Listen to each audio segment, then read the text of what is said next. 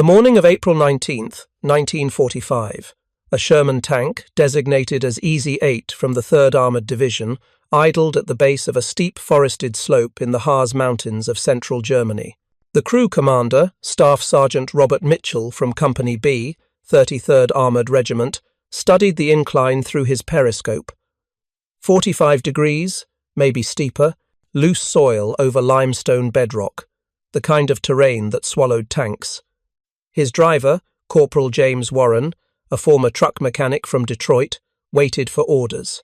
The new suspension beneath them, wide tracks, those strange horizontal springs everyone had questioned back at the depot, was about to face its first real test. 200 meters upslope, a German Panther sat hull down behind a natural earth berm, its long 75mm gun trained on the approaches. The Panther crew had chosen their position perfectly. Frontal assault up that slope should have been suicide. But Easy 8 wasn't a standard Sherman. The suspension system beneath its 38 tons represented 2 years of engineering refinement that German intelligence had dismissed as irrelevant. After all, what difference could springs and road wheels make when your gun couldn't penetrate frontal armor anyway? The Americans were about to demonstrate exactly what difference it made. Warren engaged first gear. The tank lurched forward, tracks biting into soft earth.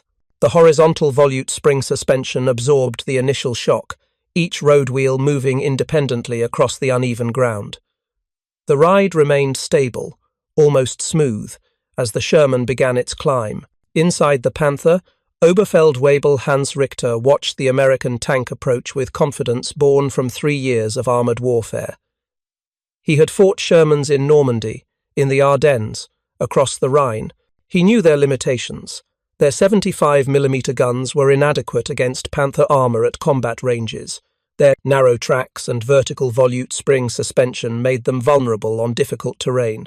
This Sherman climbing toward his position would bog down, expose its thin belly armour, or slide sideways trying to traverse the slope. Then his gunner would destroy it with a single shot. Except this Sherman didn't behave like the others. It maintained steady progress, tracks gripping terrain that should have defeated it. The hull remained level despite the extreme angle, the new suspension keeping all road wheels in contact with the ground, distributing weight evenly.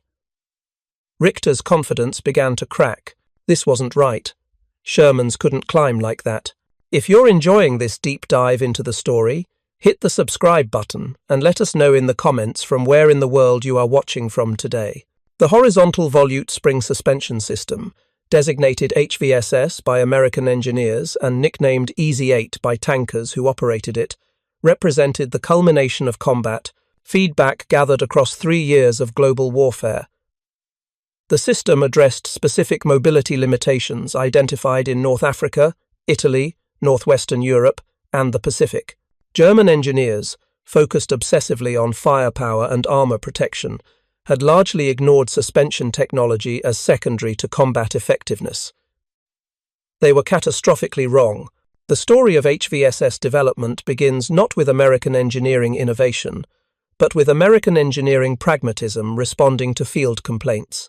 The original Sherman design employed vertical volute spring suspension, a proven system borrowed from civilian agricultural and industrial equipment. Each road wheel mounted on an arm that compressed a vertical spring contained within a cylindrical housing. The system was simple, reliable, and adequate for the Sherman's original 30-ton design weight. But adequacy wasn't excellence, and Sherman crews operating in varied terrain quickly identified limitations. The vertical suspension provided relatively short wheel travel, limiting how far each road wheel could move independently to absorb ground irregularities. The narrow 23-inch tracks distributed the Sherman's weight across limited ground contact area, creating high ground pressure that caused the tank to sink into soft soil, mud, or sand. The ride quality was harsh compared to German tanks with their interleaved road wheels and torsion bar suspension, fatiguing crews during long movements. Most critically, the vertical suspension limited the Sherman's ability to maintain stability on severe cross-slopes and steep gradients. American Army Ground Forces and the Armored Force Board at Fort Knox, Kentucky, began receiving field reports documenting these problems as early as late 1942. Combat operations in North Africa revealed that Shermans struggled in deep sand and rocky wadis, where German tanks maintained better mobility. The Italian campaign, beginning in September 1943, exposed even more severe terrain challenges. Italy's mountainous geography, with its steep slopes, narrow roads, and frequent soft soil conditions, pushed the Sherman's vertical suspension to its limits. Tank crews reported difficulty maintaining traction on slopes, poor cross-country speed compared to German armour, and frequent throwing of tracks when traversing severe terrain. The Ordnance Department at Detroit Arsenal, responsible for Sherman development and production coordination, initiated comprehensive suspension research in early 1943. Engineers examined multiple alternative systems, including torsion bar suspension similar to German designs, Christie suspension derived from Soviet 34 tanks, and various modifications to the existing vertical volute spring system. The British had already developed their own solution, fitting horizontal coil springs to create what they called the Sherman 1C. This influenced American thinking, though the US Army wanted a more comprehensive redesign. The horizontal volute spring suspension that emerged from this research program represented evolutionary improvement rather than revolutionary innovation. Instead of vertical springs compressed by upward wheel movement, horizontal springs were mounted parallel to the hull, compressed by horizontal movement of redesigned suspension arms. Each road wheel gained significantly more travel, allowing it to move up and down across a greater range while maintaining track tension and ground contact. The springs themselves were larger and more robust than the vertical system, providing better load capacity and more progressive resistance that absorbed shocks more effectively. The suspension arms were strengthened and redesigned to handle increased loads and stresses. Most visibly, the track width increased from 23 inches to 26 inches, reducing ground pressure from approximately 14 pounds per square inch to roughly 11 pounds per square inch. This seemingly modest 3-inch increase in track width produced dramatic improvements in soft soil performance. Ground pressure decreased by more than 20%, allowing the HVSS Sherman to traverse terrain that would immobilize vertical suspension variants. The wider tracks also provided greater lateral stability on slopes and better traction in mud, snow, and sand. Detroit Arsenal completed the first HVSS prototype installation in March 1944. Testing at Aberdeen Proving Ground in Maryland subjected the prototype to comprehensive evaluation across varied terrain conditions. Engineers measured suspension travel, ground pressure distribution, ride quality, track retention under stress, and cross-country speed across standardized test courses. The results exceeded expectations in nearly every category. The HVSS Sherman demonstrated 40% better ride quality than vertical suspension variants, measured by accelerometers mounted throughout the vehicle. Cross-country speed increased by approximately 15% over rough terrain, as the improved suspension allowed higher speeds without excessive crew fatigue or mechanical stress. Track throwing, a common problem with vertical suspension, Shermans on difficult terrain, decreased dramatically as the wider tracks and improved suspension maintained better alignment. Most impressively, the HVSS Sherman could traverse slopes that defeated vertical suspension variants, climbing steeper gradients and maintaining stability on more severe cross slopes. The Ordnance Department authorized production implementation in August 1944.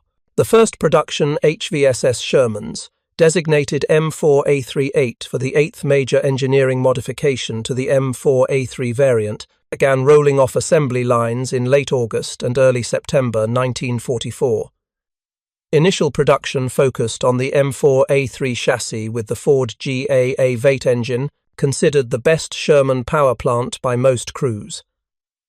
The combination of the reliable Ford engine and the new HVSS suspension created what many tankers would call the best Sherman variant produced during the war. Fisher Tank Arsenal in Grand Blanc, Michigan, and Chrysler's Detroit Tank Arsenal led initial HVSS production. Both facilities had produced thousands of vertical suspension Shermans and possessed the manufacturing expertise to implement the suspension change without disrupting overall production schedules. The conversion required new suspension components, wider track assemblies, and modified hull sponsons to accommodate the wider tracks, but the basic hull, turret, and powertrain remained unchanged from previous M4A3 production. This manufacturing continuity allowed rapid production scale-up. By October 1944, HVSS Sherman production reached several hundred vehicles monthly. The first HVSS tanks reached frontline units in France during November 1944, just as Allied armies prepared for the final push toward Germany. Initial crew reactions were enthusiastic. Drivers immediately noticed the improved ride quality, reporting that the HVSS suspension absorbed bumps and irregularities that would have jarred vertical suspension tanks violently. Cross-country movement became faster and less fatiguing. The wider tracks provided noticeably better traction in the muddy conditions that characterized the northwestern European theater during late autumn and winter. Tank commanders appreciated the improved stability, finding that the HVSS Sherman maintained better gun alignment during movement, improving first-round hit probability when engaging targets immediately after stopping. Maintenance crews noted that while the HVSS suspension was more complex than the vertical system, it was still straightforward to maintain using standard tools and procedures. The horizontal springs were accessible for inspection and replacement, without requiring specialized equipment. The wider tracks, while heavier than the narrow tracks they replaced, could still be handled by crew members during field repairs. German intelligence first noted the new Sherman variant in late November 1944, through prisoner interrogations and examination of knocked-out vehicles. Initial German assessments focused on the wider tracks and improved ground pressure, recognizing that these modifications would enhance soft soil mobility. But German analysts, conditioned by years of focusing primarily on firepower and armor, failed to grasp the broader implications of the suspension upgrade. A December 1944 German intelligence summary noted the presence of Sherman tanks with widened tracks and modified suspension, describing them as an improvement in cross-country mobility, but concluding that this did not fundamentally alter the Sherman's combat effectiveness.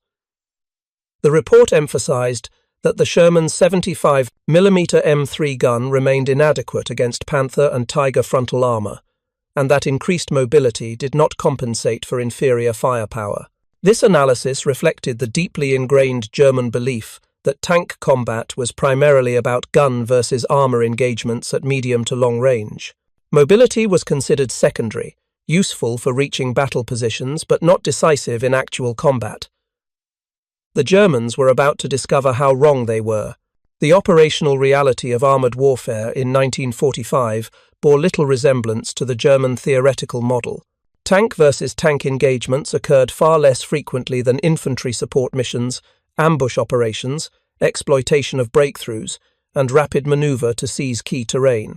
In these actual combat situations, which comprised the majority of tank employment, mobility often mattered more than gun penetration at maximum range. A tank that could reach advantageous firing positions, flank enemy armor, climb hills to establish observation posts, traverse difficult terrain to exploit breakthroughs, and maintain pace with rapidly advancing infantry provided combat power that specification sheets never captured. The HVSS Sherman excelled at exactly these missions. Its improved suspension allowed it to operate effectively across terrain that channelized or defeated German tanks with their narrower tracks and less capable suspension systems. The German Panther, despite its powerful gun and thick frontal armor, employed relatively narrow tracks for its 45-ton weight. The track width was approximately 660 millimeters, roughly 26 inches, similar to the HVSS Sherman's tracks. But the Panther weighed 7 tons more than the HVSS Sherman, resulting in higher ground pressure. More critically, the Panther's torsion bar suspension, while providing excellent ride quality on firm terrain, offered limited wheel travel compared to the HVSS system. The interleaved row wheel arrangement, with overlapping wheels on each side that provided the Panther's characteristically smooth ride, created its own problems in difficult terrain. Mud, snow, and debris would pack between the overlapping wheels, sometimes freezing solid in winter conditions. This could completely immobilize the vehicle until extensive manual cleaning was performed. The interleave design also meant that servicing inner road wheels required removing multiple outer wheels first, turning simple maintenance into hours-long procedures. The Tiger, at 54 tons with tracks barely wider than the Panthers, suffered even worse ground pressure problems. Its weight and size limited its mobility on soft soil, in forests, and on steep terrain. The Tiger II, or King Tiger, at 69 tons, was nearly immobile off-roads in wet conditions. Its massive weight exceeded what its suspension and tracks could effectively support in anything but ideal terrain. By January 1945, as Allied armies pushed into Germany itself, the terrain advantages of HVSS Shermans became increasingly apparent. Germany's geography in the west included the Eifel Highlands, the Hunsrück Mountains, the Westerwald Hills, and approaching from the south, the Bavarian Alps and the Harz mountain range.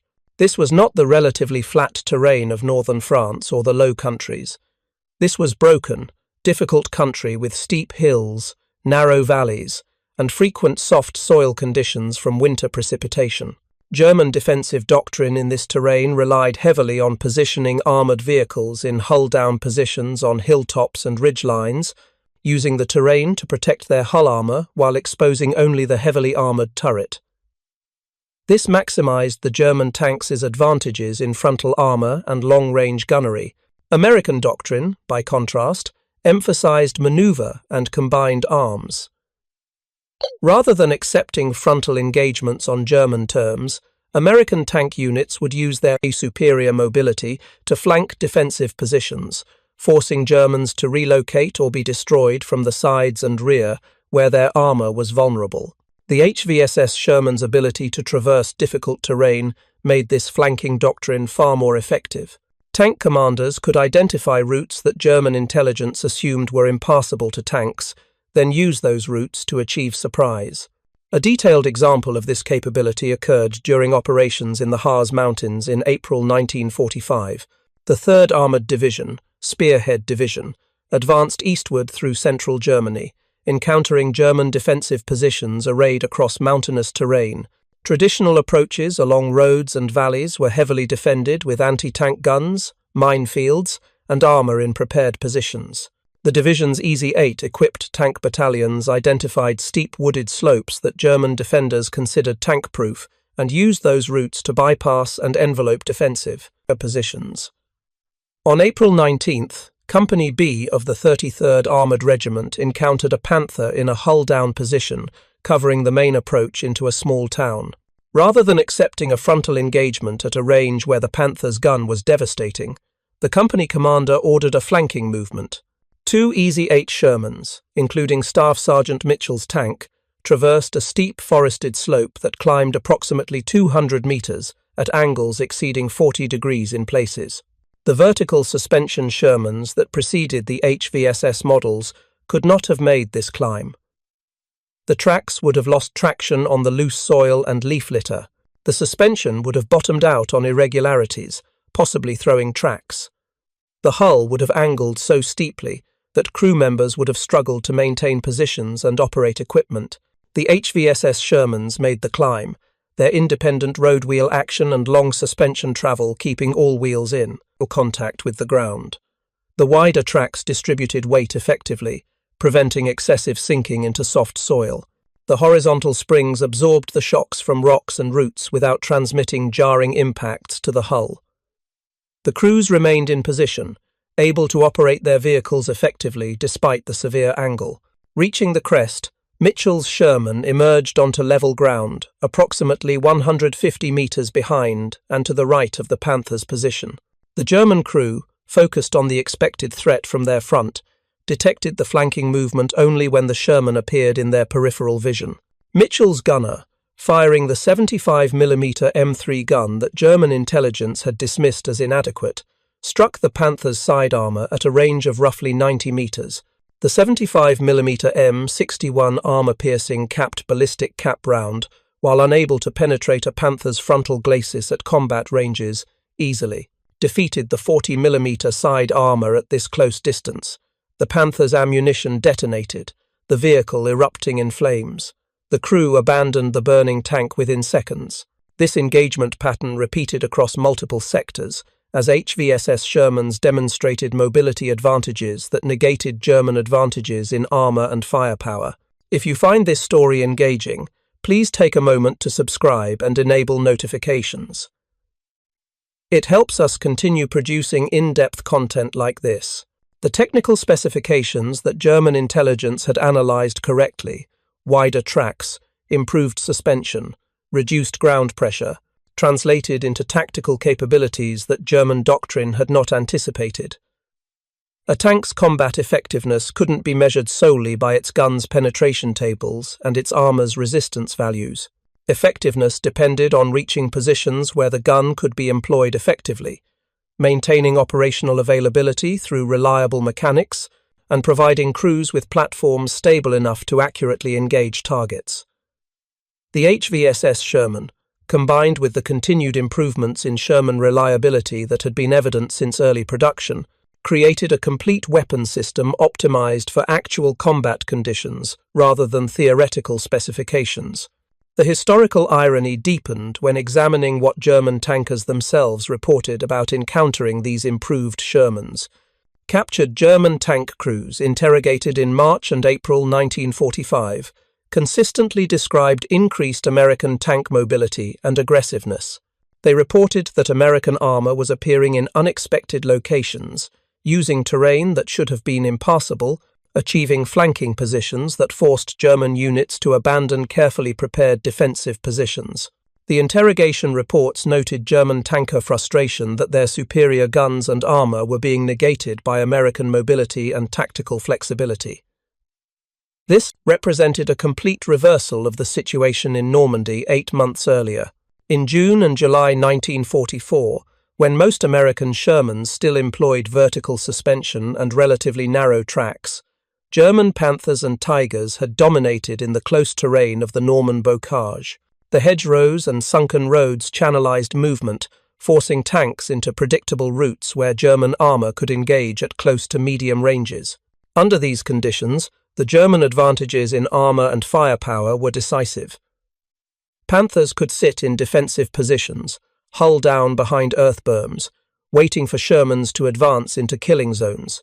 But by early 1945, the situation had changed fundamentally. The terrain was more open and varied. American artillery and air power had become overwhelmingly superior, making static defensive positions untenable. German fuel shortages limited the ability of Panthers and Tigers to maneuver tactically. Most critically, American tank units now included significant numbers of EZ-8 Shermans with HVSS suspension that could outmaneuver German armor across difficult terrain.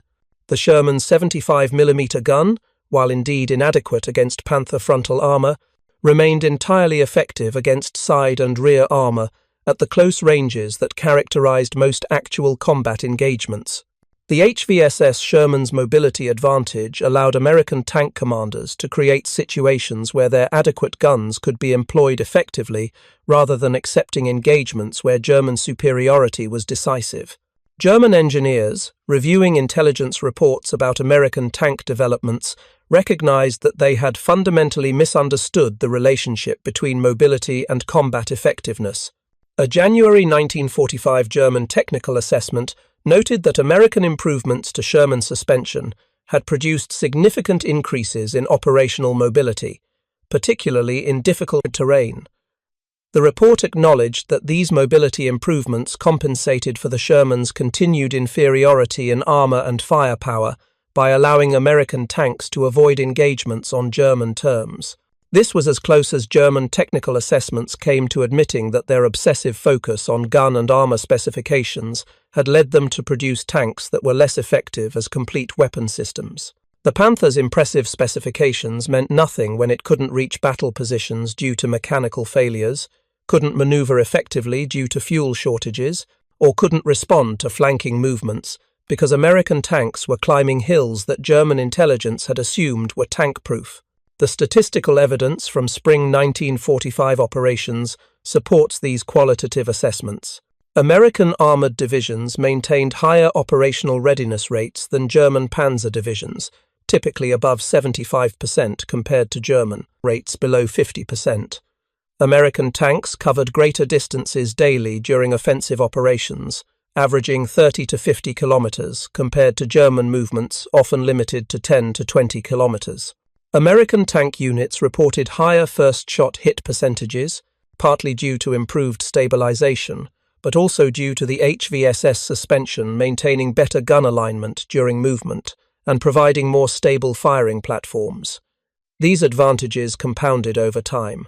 A Sherman battalion that could move 50 kilometers in a day, maintain 75% operational availability, and position its tanks advantageously, using superior mobility, delivered far more combat power than a Panther battalion that moved 20 kilometers, maintained 45% availability, and was forced to accept whatever defensive positions were accessible, given fuel and mechanical constraints. The production numbers tell an even more devastating story from the German perspective. American industry produced approximately 4,000 HVSS Shermans between August 1944 and the end of the war in May 1945. This represented a complete suspension redesign, implemented across multiple variants, rolled out to frontline units, all while maintaining overall Sherman production at previous levels.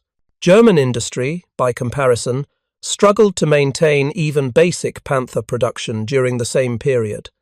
Allied bombing had destroyed or damaged key production facilities.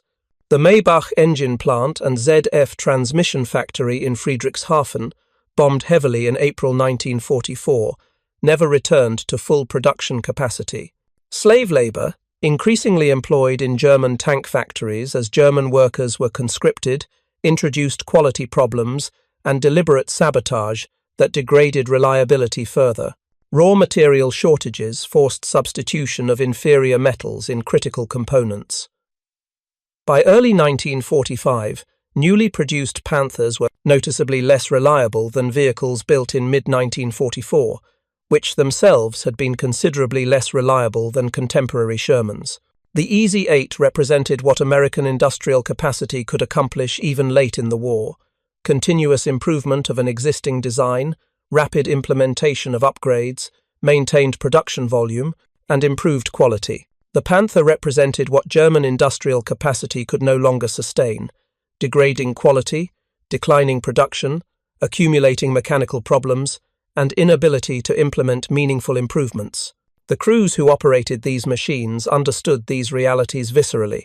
American tankers in Easy-8s reported confidence in their vehicles' ability to go wherever needed, climb whatever terrain was required, and keep running day after day through sustained operations. German tankers in Panthers reported constant anxiety about mechanical reliability, fuel availability, and whether their vehicles would function when needed most. This psychological difference affected combat effectiveness in ways that never appeared in specification sheets. Confident crews operated aggressively, taking calculated risks, pushing their vehicles to accomplish missions. Anxious crews operated conservatively, husbanding their limited resources, avoiding actions that might result in mechanical failures that couldn't be repaired. Aggressive action won battles. Conservative preservation of limited assets delayed defeat but couldn't prevent it. The April 1945 fighting in the Harz Mountains crystallized all these factors. American armored spearheads, equipped with significant numbers of HVSS Shermans, advanced rapidly through terrain that German defenders expected would slow or stop American armor. The Harz Range, with its steep forested slopes, narrow valleys, and limited road network, should have favored defense. German units positioned their remaining Panthers and assault guns to cover the few good tank routes, expecting to channel American advances into killing zones. Instead, American tank commanders used their Easy-8s to climb slopes the Germans considered impassable, emerge on ridgelines and hilltops behind defensive positions, and force German units to withdraw or be destroyed. The superior mobility of the HVSS suspension turned terrain that should have been a German advantage into an American advantage. The German defenders, many of them experienced veterans who had fought across Europe, reported being shocked by where American tanks appeared. One captured Panther commander stated during interrogation that he had positioned his vehicle to cover a valley approach, confident that the wooded slopes on either side were too steep for tanks. When two Shermans appeared on the ridgeline above his position, climbing up through trees he had considered tank-proof terrain. His first thought was that he had misunderstood the tactical situation. His second thought, as his gunner traversed desperately trying to engage targets above and behind them, was that American tanks had somehow become capable of operations that weren't possible months earlier. He was correct. The HVSS suspension had fundamentally changed what American armor could accomplish in difficult terrain. The technical explanation for the HVSS Sherman's hill-climbing superiority lay in basic engineering principles that German tank designers had undervalued. Ground pressure, the vehicle's weight divided by the area of track in contact with the ground, determined whether a tank would sink into soft soil or maintain traction. The HVSS Sherman's 26-inch tracks and 38-ton weight produced ground pressure of approximately 11 pounds per square inch. The Panther's 26-inch tracks and 45-ton weight produced ground pressure of approximately 13 pounds per square inch. This 2-pound difference seems small, but on soft soil or steep slopes, it meant the difference between maintaining traction and slipping, between climbing and stalling. Suspension travel, the distance each road wheel could move independently to follow ground contours, determined how well a tank maintained all its road wheels in contact with the ground across irregular terrain. The HVSS suspension provided approximately 9 inches of vertical wheel travel, compared to approximately 5 inches for the Panther's torsion bar suspension. This meant HVSS Shermans could traverse far more uneven ground while keeping all road wheels engaged, maximizing traction. Track width also affected lateral stability on slopes. Wider tracks provided a broader base, reducing the tendency to slide sideways on cross slopes. The HVSS Sherman's 26-inch tracks offered better lateral stability than the vertical suspension Sherman's 23-inch tracks. Even though the Panther had similar width tracks, the Panther's higher center of gravity due to its taller hull and turret made it more prone to tipping or sliding on severe slopes. The combination of these factors, lower ground pressure, greater suspension travel, good lateral stability, and relatively low center of gravity, gave the HVSS Sherman superior hill climbing ability compared to most German armor. When you added the Sherman's proven mechanical reliability and the Panther's chronic powertrain problems, the advantage became overwhelming. An HVSS Sherman attempting to climb a difficult slope had excellent chances of success. A Panther attempting the same climb had significant risk of bogging down, throwing tracks, or suffering final drive failure under the strain. This wasn't theoretical analysis. This was observed reality from spring 1945 operations. American after-action reports from April and May 1945 consistently noted that HVSS Shermans could traverse terrain that vertical suspension Shermans found difficult or impossible. Tank commanders reported using routes that previous doctrine considered unsuitable for armor.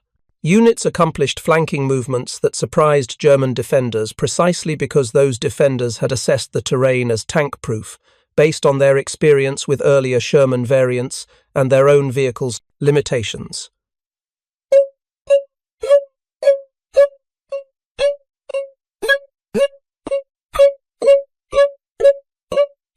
The tactical implications extended beyond individual engagements. At the operational level, superior American tank mobility allowed faster advances, more frequent envelopments, and greater exploitation of breakthroughs. German commanders found their defensive plans repeatedly compromised by American armor appearing in unexpected sectors. Having traversed terrain the Germans expected would channel American movements into predictable routes. This operational mobility advantage multiplied American numerical superiority. Having more tanks mattered enormously, but having more tanks that could operate across more varied terrain mattered even more. German panzer divisions, already outnumbered and suffering chronic fuel and spare parts shortages, found themselves repeatedly outmaneuvered by American armored divisions that could use terrain flexibly to achieve local superiority at decisive points. The German army's late-war focus on defensive operations should theoretically have mitigated American mobility advantages. Defending forces traditionally gain advantages from prepared positions, knowledge of terrain, and the ability to force attackers into killing zones. But effective defense requires mobility to reposition forces, counterattack against breakthroughs, and respond to flanking movements. German mobility was crippled by mechanical unreliability, fuel shortages, and Allied air supremacy that made daytime movement suicidal. American mobility, by contrast, remained high despite operating at the end of long supply lines. The Sherman's mechanical reliability meant that tanks kept running despite hard use. American logistics delivered adequate fuel despite the distances involved. American air superiority meant American armor could move during daytime without fear of aerial attack. The HVSS suspension improvement amplified these existing advantages by allowing American tanks to use terrain even more flexibly than before. May 1945 brought the end of the war in Europe. American and Soviet forces had conquered Germany, destroyed the Wehrmacht, and forced unconditional surrender. The final battles saw HVSS Shermans fighting alongside vertical suspension Shermans, both proving more than adequate against disintegrating German resistance. But the crews who had operated Easy 8s through the final campaigns understood what they had gained from the improved suspension. Post-war interviews with American tank commanders who had experienced both vertical and horizontal suspension, Shermans revealed unanimous preference for the HVSS models. They praised the improved ride quality, better cross-country speed, superior traction in difficult conditions, and, notably, the improved ability to traverse steep terrain. Several commanders specifically mentioned using terrain for tactical advantage that would have been inaccessible in earlier Sherman variants. One tank company commander stated that the Easy 8 had fundamentally changed how he planned operations, allowing him to consider routes through broken terrain that he would never have attempted in a vertical suspension Sherman. This operational flexibility, he emphasized, had allowed his company to accomplish missions with fewer casualties because they could avoid German strongpoints rather than attacking them frontally. That single comment captured the entire value proposition of the HVSS suspension. It wasn't about making individual tanks better in individual engagements. It was about changing what was operationally possible, expanding the tactical options space, allowing commanders to achieve objectives through maneuver rather than through costly frontal assaults.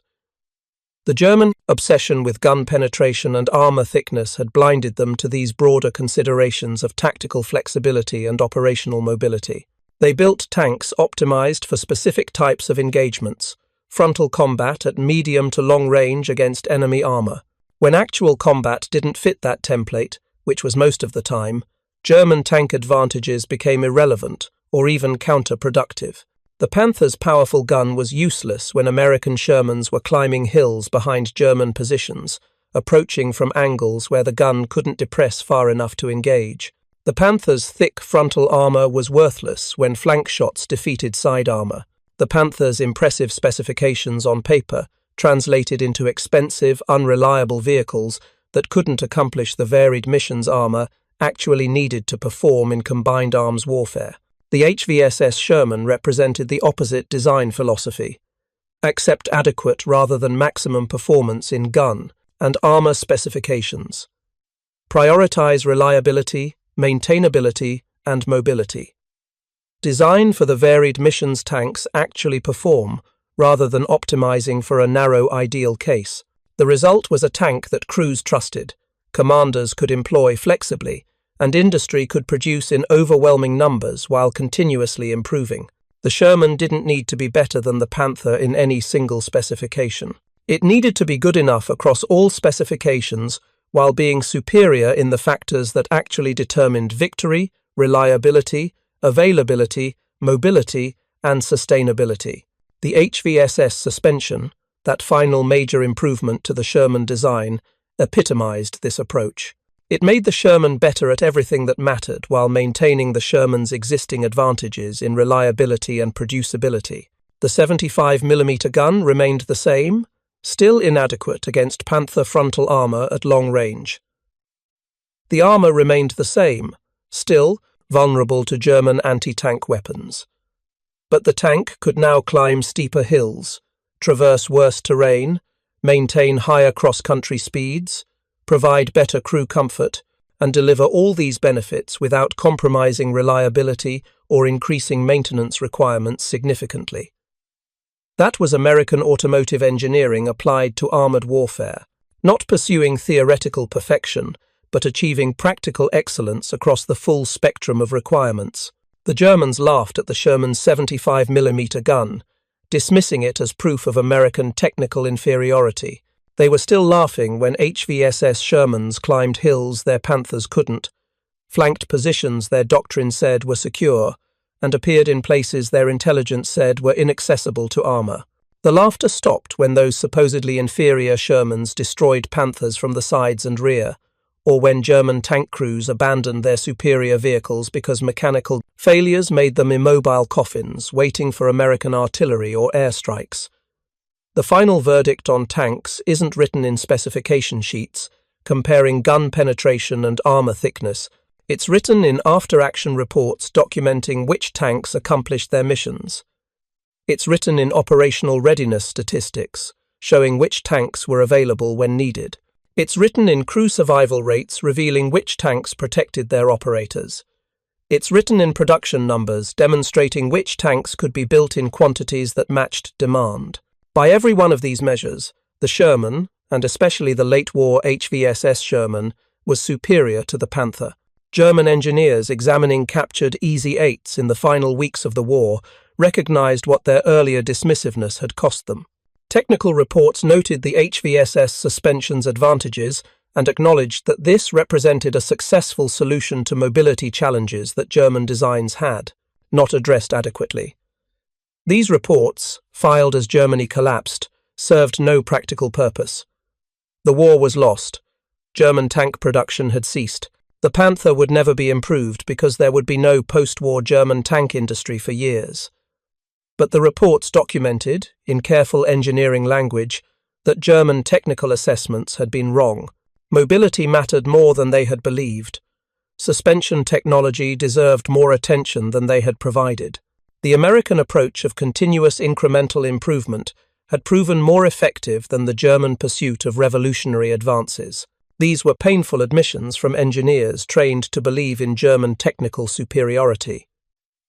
The HVSS Sherman's story doesn't end in May 1945. Unlike the Panther, which disappeared from service within months of the war's end, the EZ-8 continued serving for decades. The United States Army kept HVSS Shermans in frontline service through the Korean War from 1950 to 1953. The tanks performed excellently in Korea's mountainous terrain, their hill-climbing abilities proving as valuable against North Korean and Chinese forces as they had against Germans. Thank you for watching. For more detailed historical breakdowns, check out the other videos on your screen now, and don't forget to subscribe.